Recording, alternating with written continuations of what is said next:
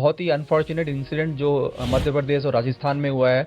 कई बच्चों की डेथ भी हो गई हो उस इंसिडेंट में। ये जो अनफॉर्चुनेट इवेंट हुआ है, इससे पेरेंट्स बहुत ही परेशान हैं, क्योंकि वो कफ सिरप प्रिस्क्रिप्शन में डॉक्टर ने लिखा था, और प्रिस्क्रिप्शन के साथ अगर आप लेंगे तो 99.9% डॉक्टर्स या पेरेंट्स ये एक्सेप्ट करते हैं कि ये सही होगा।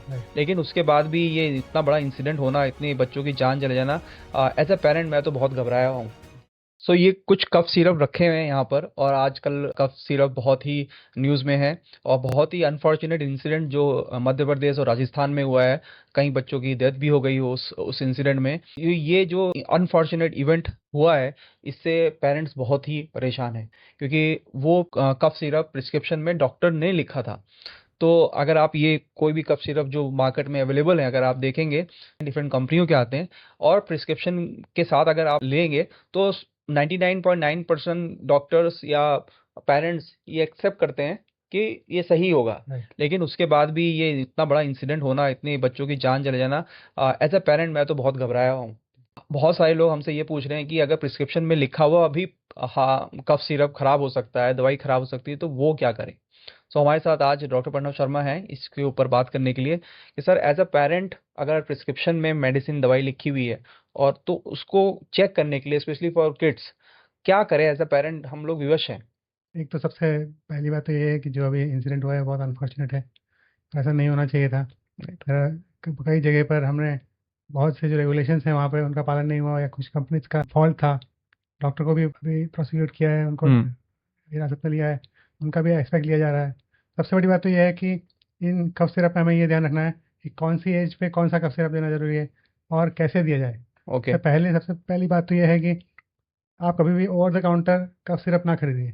हम्म। कोई भी विदाउट डॉक्टर के परमिशन के या डॉक्टर के प्रिस्क्रिप्शन क्या। प्रिस्क्रिप्शन के आपको कोई भी मार्केट में जो कफ सिरप मिल रहा है वो नहीं लेना चाहिए। मतलब पहला तो वही पॉइंट इंपॉर्टेंट है। पहला पॉइंट। बट यहाँ पे तो ये भी हो गया कि डॉक्टर ने लिखा था, फिर भी ये ऐसा हो गया।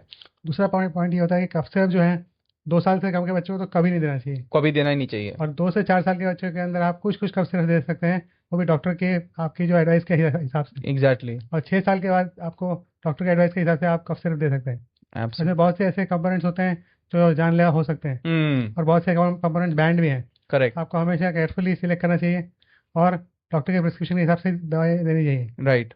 अगला पॉइंट ये है कि आपको कभी भी जब आप कफ सिरप दे रहे हैं, कफ सिरप हमेशा कोई स्टैंडर्ड कंपनी या अच्छी कंपनी का लेना हम्म। चाहिए। किसी भी लोकल कंपनी जिनके रूल्स रेगुलेशन जिसे डिफाइंड नहीं है, उनका कफ सिरप लेना आपके लिए बहुत जोखिम वाला हो सकता है। हम्म।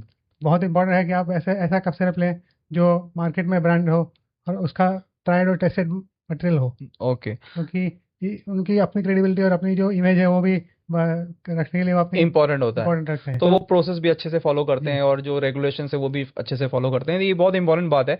एज अ पेरेंट मैं भी बहुत डरा हुआ हूँ, कि मैंने भी कई बार इस तरह से किया है कि अगर खांसी जुकाम हुआ, ओवर द काउंटर ले लिया और पिला दिया, क्योंकि मुझे पता है कि यही कफ सिरप डॉक्टर भी लिखेगा। लेकिन हम लोग ये भूल जाते हैं कि जो इसमें मेडिसिन हैं, उसके साथ बहुत सारी और भी चीज़ डाली जाती हैं, सो दैट उसकी शेल्फ लाइफ बड़ी रहे, वो दवाई खराब ना हो। तो उसके अंदर आपका जो कंटेमिनेशन हो सिरप है, कंटेमिनेशन भी हो सकता है। कंटेमिनेशन हो सकते हैं अगर आपने सही प्रोसेस फॉलो नहीं किया है। प्लस जो इसके अंदर जो आपने सिरप डाला है, शुगर सिरप डाला है, उसके बाद उसको प्रिजर्वेटिव्स डाले हैं, वो भी एक स्टैंडर्ड क्वालिटी के होने चाहिए। होना चाहिए। और अगर वो स्टैंडर्ड क्वालिटी के नहीं है, और आपको कैसे मालूम चलेगा स्टैंडर्ड क्वालिटी के है कि नहीं, क्योंकि उसके आप पीछे आप लेबल पे देखेंगे दवाई के, तो भी नहीं लिखा रहता है। जी।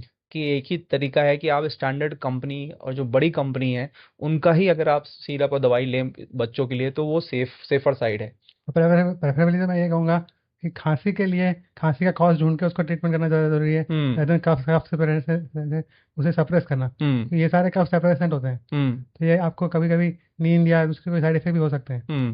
इसलिए आपको प्रेफर नहीं करना चाहिए कि आप ये बच्चों में अवॉइड करें और उसको डॉक्टर के पास ले जाएं और स्टैंडर्ड कंपनी का सामान यूज़ करें। अगर हम एज अ पेरेंट, मैं टॉप तीन चीज़ें ध्यान में रखूं एज अ पेरेंट, कि मुझे कब सिरप मेडिसिन बच्चों के लिए लेनी है, तो मुझे क्या करना चाहिए, even even after prescription doctor से है।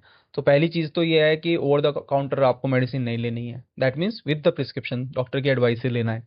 सेकेंड, ये चीज़ ध्यान देना है कि आपको एक ब्रांडेड कंपनी से लेना है। जेनरिक मेडिसिन के लिए बहुत बात होती है, बट उनका रेगुलेशन, उनकी प्रोसेसेस, उनकी प्रैक्टिसेस किसी को क्लियर नहीं है, क्लियर 100% वो फॉलो कर रहे हैं नहीं कर रहे हैं, हमारी इंडिया में इतना स्ट्रिंजेंट चेक होता नहीं है। तो एक तो वो दूसरा ये इंपॉर्टेंट पॉइंट है। और थर्ड इंपॉर्टेंट पॉइंट है कि हर एज ग्रुप में देखकर आपको सिरप देना है। 2 साल के नीचे बच्चों को सिरप देने की कोई ज़रूरत नहीं है। 2 से 4 में कुछ सिरप अलाउड है, वो भी एक फिक्स क्वांटिटी में, और 6 के ऊपर आप डॉक्टर के एडवाइस से दे सकते हैं। तो ये 3 चीज़ें इंपॉर्टेंट है। छोटी चीज़ों के लिए तुरंत सिरप की तरफ या एंटी एलर्जिक की तरफ या ऐसे पैरासीटामोल की तरफ भागे मत, और थोड़ा सा सब्र रखें, थोड़ा अपना घरेलू उपचार करें जो हमारे इंडियन कल्चर में रहता भी है, जो हम सबको पता है, तो उसी से फोकस करें। बाकी ये सारे इंपॉर्टेंट पॉइंट आज जो डिस्कस किए हैं राइट। ये हेल्पफुल होंगे।